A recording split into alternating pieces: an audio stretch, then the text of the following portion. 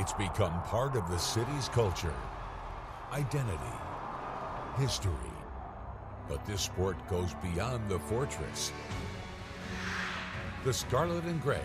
The UNLV men's hockey team has dominated. Our boys in silver. It's a great opportunity, it's a great challenge, it's the right time. It feels right. The Monsters in the north. The Golden Knights are beefing up their minor leagues with the Night Monsters. Night Monsters all the way. We are super excited. And the next generation. Covering the stars of tomorrow. They live at the rink. They love the game. Vegas wanted hockey, Vegas got hockey. Covering every local team on the ice. This is Hockey in the Desert Weekly. Welcome inside another edition of Hockey in the Desert Weekly. I'm your host, Vince Sapienza. We got another jam-packed show for you, so without further ado, let's fire home a snapshot of what is in store. Over the next 30 minutes, we'll look back at all the action from the Knights this past week, hear from the newest Golden Knight to get paid. We'll hear from General Manager Kelly McCrimmon and how he views the VGK heading into the final stretch of the regular season. We've got a pair of Silver Knights signing NHL deals, and we'll head to St. Louis for the ACHA National Championships, getting an update from head coach Anthony Greener. But we begin Adin Hill. He had quite the start to the week. On Thursday, he goes on the road, stopping all 27 shots, picking up his second shutout in the last 4 starts and 4th donut of the season. About 12 hours later, he's rewarded with a 6-year contract extension, tying him to Vegas through the 2030-31 season. Backhands it down low, pot calls it to Arvidsson, and a great save, Hill! Besser moves it out high, wrist shot blocked, second chance Besser on a save, Hill! I'm excited, right, to sign a 6-year contract here in Vegas. It's a dream come true, and yeah, I want to say, I guess, thanks to Kelly and George and my agent and everything to make it all happen. I'm very excited to be here. Well, Adin Hill, what a performance by him, 27 saves, shutout. Since arriving in Vegas via trade from San Jose, Adin Hill has won a Stanley Cup, a 4 Nations gold medal, and now signed the 10th largest goalie contract in the National Hockey League, a 6-year deal worth $37.5 million. And he did it all in a 2.5-year span. I can't complain. I still remember where I was when I got that call. So yeah, I was very excited to get traded to Vegas at the time, knowing that they were a cup contender already. And yeah, I mean, the rest is kind of taking care of itself, and I'm blessed to be here. At 28 years old, Hill is in the midst of a career season, already setting personal bests in starts and wins. And Hill was tremendous. He was solid. He allowed his team to get to their game. It's obvious why the Knights wanted to lock in their #1 netminder long term, and Hill says the feeling has always been mutual. The fans here are unbelievable. They support our team, playing at T-Mobile every night. It's a treat. It's really fun to play there. And then, yeah, I guess like with the team, the organization, they're always pushing to win. And I've played in teams that haven't made the playoffs and that, and I think it's a blessing to be on a competitive team every year and have a chance to win. And also, I mean, I love my teammates here, love the organization, love all the staff, and living in Vegas is just a added bonus. Hill's legacy in Las Vegas was cemented in the summer of 2023. Game 3 in Edmonton comes in for an injured Laurent Brossoit and leads the Golden Knights to a Stanley Cup. Dropping it off the turret drop, tip-tap, oh, what a stop! How did it not go in? And if he wasn't already a fan favorite then, the Alberta-born goaltender solidified his status, rocking the Runnin' Rebels jersey at the parade. Winning it all was great, though Hill says he's not content with just 1 cup. You have the feeling of when you win. I mean, so that's what you're chasing again, is kind of that feeling of being with the guys in the locker room, knowing that you accomplished that together. It's truly special, and we know in this room we have the experience to do it. So even bringing a guy like Smith back from the year that we won is big for our team and our group. And yeah, we have a great locker room, so we want to win for each other, and I think that just makes us a better team. With the Golden Knights organization, they've proved that they're going to do whatever it takes to win every year, and that's something that's very important to me. So Hill now becomes the 5th player this season to sign a new contract extension. Shea Theodore signed a 7-year, $51.975 million deal. Braden McNabb, 3 years, $10.95 million. Brett Howden, 5 years, $12.5, and King Kolasar at 3 years, $7.5 million. Now, lost a little bit in the Adin Hill news was the fact that Jack Eichel rewrote the franchise record books. His assist on the game-opening goal in Columbus, which turned out to be the game winner, put him in a sole possession of first place for points scored in a season, passing William Karlsson's 78-point mark set during the inaugural year. Yeah, it's, I think some of the things this season have just kind of come organically and, been the benefactor. We have a great hockey team in here, and, we've had the opportunity to play with some really great players. And the first goals you write down are always the team goals. And, when the team does well, I think you find more individual success. So I think I've been a good example of that. Now, speaking of Eichel, let's go to a place he knows very well, Western New York, Buffalo to be precise, where we had quite the eventful outing. We start this one in the first where Brett Howden made his presence felt in a big way. First, it's with his skill and stick. Number 21, crashing the crease, taps home Tanner Pearson's pass. A beautiful buildup from the entire five-man unit going end to end. Howden would get his 18th of the season. It was 1-0 after one. So we jump to the second, where Howden becomes enemy number one in Buffalo. Lowering the shoulder and initiates the hit stick on Yuri Kulik. Former Knights draft pick Peyton Krebs goes after Howden. They drop the gloves. No penalty for the hit, but Kulik would not return. Now that fight would inspire a pair of heavyweights in Keegan Kolesar and Jordan Greenway to let the fist fly. And then how about this? Later in the stanza, Tomas Hertl, the steal, gets it to Pavel Dorofeyev, who scores for the third consecutive game, his team leading 27th of the season. However, off the ensuing faceoff, Vegas fall asleep at the wheel, and it's Ryan McLeod cutting the deficit back to one just 7 seconds later. All right, so we jump to the third. Sabres on the power play. Alex Pietrangelo here has a chance to clear the puck. After the fans stop celebrating, he has a chance to clear the puck, turns it over to Jason Zucker, but this one, we go fast forward to the final few frames. Jack Eichel pokes this one home in the paint. It looks like it's going to be the game winner, but then take a look at this. Under a minute to go, Tomas Hertl, with a chance to seal it, tries to be unselfish and get it to Eichel for another score, and it leads to Rasmus Dahlin, the Sabres captain, tying the game in the closing moments. This one will go to shootouts, where it's another former Golden Knight making them pay the price. Alex Tuch puts it home, and the Sabres get 2 points. I'm still trying to digest what just happened, to be honest with you. So I'd like to see him shoot the puck in the net and end the game. That's what I'd like to see. I think the whole team would like to see that. Well, I just think of a total lack of respect. That's probably most of the night. It wasn't just but the way it kind of ended probably sums that up. All right, let's go to Hockey Town. The Golden Knights trying to close out a 4-game road trip in Detroit on a high note, but it was not to be. No score in the first, so we jump to the second, where it's the Red Wings breaking the ice. Albert Johansson finding space. He dekes, dances around Ilya Samsonov to dunk this one home. Vegas trailed by 1-2, and then less than 5 minutes into the final frame, it's Lucas Raymond somehow weaving his way through the heart of the VGK, gripping and ripping this one past the Knights netminder. And then a few minutes later, the Knights obviously just running on fumes. Third game in 4 days, the spoke wheel continuing to turn. Picture perfect passing for Marco Kasper with the finish. Vegas just 17 shots on net in this one. They get shut out for the fourth time this season. 3-0 your final. Optimistic that we could find one in the third and get the job done, but at the end of the day, I mean, we don't score a goal. Obviously never going to win like that, so it's frustrating for sure, and I just think a lot of stuff we got to clean up, kind of all over the ice to get the puck moving out of our end and spend some more time in the ozone and hopefully generate some more. Now, coming out of the Four Nations break, the Golden Knights won 5 of their first 6 games, but since then they've dropped 4 of their last 5. Despite the recent struggles, Kelly McCrimmon feels good about where his team is at currently. I asked the VGK GM after the trade deadline about the current makeup of the roster heading into the final stretch and the confidence he has knowing there are 19 guys in the room who have the experience of what it takes to win it all. I think there's a really good energy around our team right now, a really good vibe. I think we're super excited to get Riley. I think we're really looking forward to getting William Karlsson back in our lineup. He's such a valuable player to our team.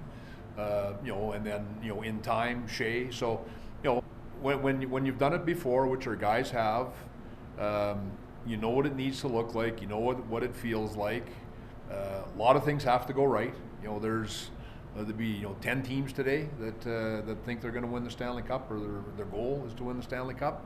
So a lot of things have to go right, and you put yourself in a position to have that happen. So I think in terms of the character, of the leadership, the experience, I think that's all there. The other thing that's a little different this time around is it's also exciting when you have some guys in your room that haven't won, and you've got you're surrounded by pedigree, championship pedigree all over, but you're excited for a guy like Thomas Hertl, how excited he's going to be if you're able to do that. So that's an interesting part of it as well. We've got we had a little bit of roster churn this past year, so it does put some people in the room that haven't won, and yet Brandon Saad's won twice, Tanner Pearson's won in LA, so it's a pretty good room in terms of that part of it.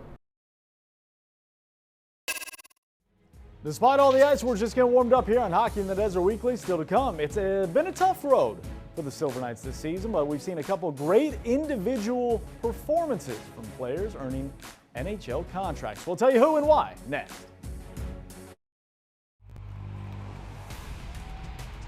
You're watching Hockey in the Desert Weekly.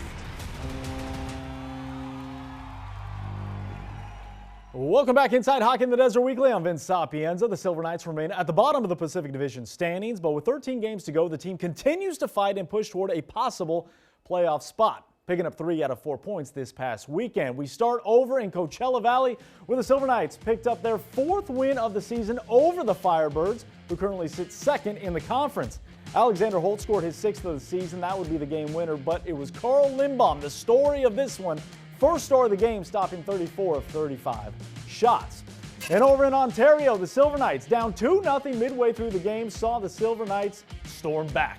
Braden Bowman continues his incredible rookie season. More on him in a moment. Cuts the deficit in half early in the 3rd, and then Tanner Lazinski, down a man, final minute, but scores a goal. The first shorthanded tally of the season for Henderson, sending us to overtime and eventually shootouts, where the Reign, unfortunately, come out on the top 3-2. Well, we found a way. Found a way going into the 3rd period down 0-2. Big penalty kill for us. We end up scoring. Finally put a puck to the net with some traffic. Bones tips it in, and then it took us all the way to the end with shorthanded with the goalie out, and Laz finds a way. So good for us to get a point. We had chances to end it in overtime. Weren't able to get it done, and then it goes to the skills competition. But we'll take our point, move on, and get ready to try to get 5 out of 6. Now, earlier this month, the Golden Knights announced a trio of entry-level signings, starting with the aforementioned Bowman. The Silver Knights rookie earned himself a 1-year AHL contract out of development camp this past summer and led the rookie face-off tournament with 3 goals in September. The 21-year-old currently is 3rd on the team with 32 points in 56 games, tied for 1st with 13 goals. Felt unbelievable, yeah. It was just kind of the sum of a lot of hard work and dedication over the years, and I'm happy that we got noticed, and hopefully I'm going to keep it going. Definitely me and Chaz just kind of came in trying to show what we can do, and on American League deals, we were super honored to get those contracts in the start, and then, like you said, kind of just prove it, development camp, show your game, and then they tell you stuff to go home and work on. You go work on that stuff, and you come back, and then go to Vegas training camp. They tell you stuff to work on. It's kind of just building those stepping stones, and then it all comes together, hopefully, as you get older. Also getting a 2-year entry-level contract from the organization is Kai Uchez, also a participant at the July development camp. The fellow 21-year-old AHL rookie is starting to find his footing with Henderson, putting up 7 points in his last 11 games. Yeah, it feels great. Something I kind of dreamed of my whole life, and I guess getting to this point is something I'm really proud of, and I know my family, they've supported me all the way to this point, so they're very happy as well. And then I guess, it's a stepping stone, so I'm very happy right now and then excited to get to work. I came in July, went to development camp there. I just kind of got my feet wet. I got to meet a lot of people, everyone in the organization. So I guess coming through into the season, it's been a great transition. And I can't thank Vegas enough for bringing me in and believing in me, giving me a chance. So I'm very, very grateful for this opportunity and excited to keep going. And finally, the team also signed Trent Swick to a 3-year entry-level contract. The 20-year-old is in his 4th season with the Kitchener Rangers of the Ontario Hockey League. The towering 6'7" winger serves as an alternate captain for his club and is second on the team with 59 points in 59 games. Swick was drafted in the 6th round of the 2024 NHL Draft. Here's what he had to say moments after hearing his name called back in July. I heard the Kitchener Rangers and I thought my buddy was going to get drafted max. But when they said my name, I was just in shock, and I'm still shaking now. It's a great city. It's very hot. I love it, and yeah, it's just special to be drafted to the spot where the draft is, and all the fans giving you an extra little cheer. It's pretty cool. Good feed to the left. Loggins with speed. Hits the drop pass. Logan Nelson. Point blank chance. There's Newell. Score! And over in Idaho, the Night Monsters stunned the Steelhead faithful as Patrick Newell scored the go-ahead game winner with 39 seconds to play, delivering Tahoe a 2-1 win. And then the very next night, the team in teal broke out the broom, sweeping the 2-game set with a 4-0 win. Jesper Vikman, 39 saves for his first shutout of the season. And with the win, the Night Monsters move into second place in the division. Tahoe have won 7 of their last 9. And don't forget, if you can't get up to Tahoe, you can watch the Night Monsters on the Silver State Sports and Entertainment Network. Your next chance, they are dwindling March 26th against the same Idaho squad. Well, still ahead here on Hockey in the Desert Weekly, it's time to turn our attention to the Scarlet and Gray. We'll head to St. Louis for the ACHA National Championships and hear from head coach Anthony Greener. Give it here. Welcome back inside Hockey in the Desert Weekly. I'm Vince Sapienza. Now, at the time of this recording, the Skatin Rebels were getting ready for their semifinal matchup in the 2025 ACHA National Championships. Here's my conversation with head coach Anthony Greener after their Final Four showdown. Coach, the resilient Rebels do it again, down 2-0 in the third, a repeat of what we saw in the quarterfinals. You come back, storm back yet again, 5 in the final 10. I'll ask you the same question I asked you after the quarters. What is the feeling after this one? Yeah, just now I don't want to say disbelief, but just what a ride. Emotions, ups and downs. Honestly, we were just sticking to our game plan. I kept saying never a doubt on the bench. There wasn't a doubt. You know, I think we really pushed the pace again. We outshot them, outpossessed them again. You know, it speaks volumes of the guys that just have the belief in each other and play for the guy next to them. I'm really proud of them, but like the rest of us, you know, the coaching staff said the job's not done yet. What is the messaging after this game heading into that final? So tonight's about rest and recovery, similar than last night. You know, the trainer's going to be busy again. There's bumps and bruises, just like everybody. The team we play is going to have bumps and bruises. You know, this is a short amount of games. I mean, excuse me, yeah, it's 4 games and 5 nights. So you're going to have bumps and bruises, but we got to find a way to fight through it and bend but don't break. I know you said disbelief, but in those final 9 minutes on the bench, what are you hearing? What are you feeling in those final 9 as you just spray 5 on the board? The message after the second period was there's no way they're going to be able to withstand another 20 minutes of this. I mean, because it was a shooting gallery at times. And we had a lot of good looks, grade A looks. But that was the message, like, hey, stick to the game plan. So the first, I want to say 7-8 minutes probably wasn't our best hockey, but we turn it on. Forms gets hits with the puck, splits him wide open. He's actually at the hospital right now getting some stitches. So that kind of gave us a spark of like, look at this guy. He just took, you know, he's going to have 7-8 stitches, maybe more. He's battling through it. They just bandaged him up, looking like Rambo, get back to the net and, you know, play for that. And again, speaks volumes to the guys. We just came in waves and waves and waves, and we're just throwing pucks in net. We got traffic. Not hell of a goalie there, but, you know, the pressure, the puck doesn't lie either. I think that first one probably should have went our way, but hey, the way that they say it is the puck don't lie. So coming out on top is huge for our program. But again, we're here to win a national championship. That was the last goal on our board to get, and we have an opportunity to do it as a group tomorrow. Small taste of what that pregame speech is going to look like. We've talked all year about getting back, you're back, and now getting over that hump. What's the final message sound like? to the Skatin Rebels? Yeah, I think a lot of it is about the goals that we set in place at the beginning of the year. We've knocked 3 of them out, like we talked about last night. But we have the last one. It's in our hands. The ball's in our court.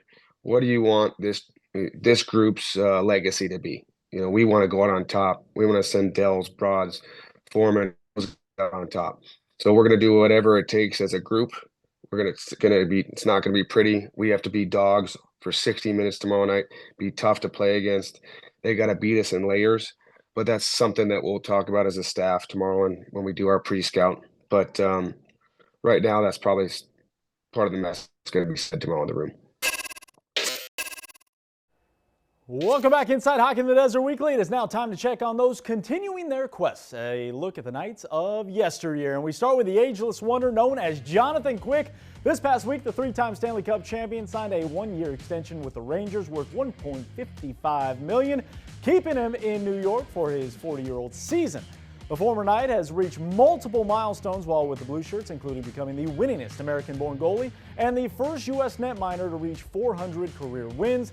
And among NHL goalies who have played 50 or fewer games since the start of the 2023-24 seasons, Quick is tied for first with 27 wins.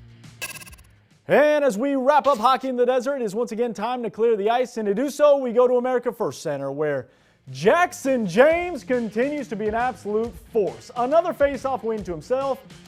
Stick handles around the defender and puts the biscuit in the basket. Now, as you can see, he's working on a new celly. Here's a little slow-mo version between the legs. How do you do? I'm going to go over here. I'm going to slide this one right on through. Now, he did tell me he's got to work on that celly a little bit. He almost falls down, but hey, that's okay.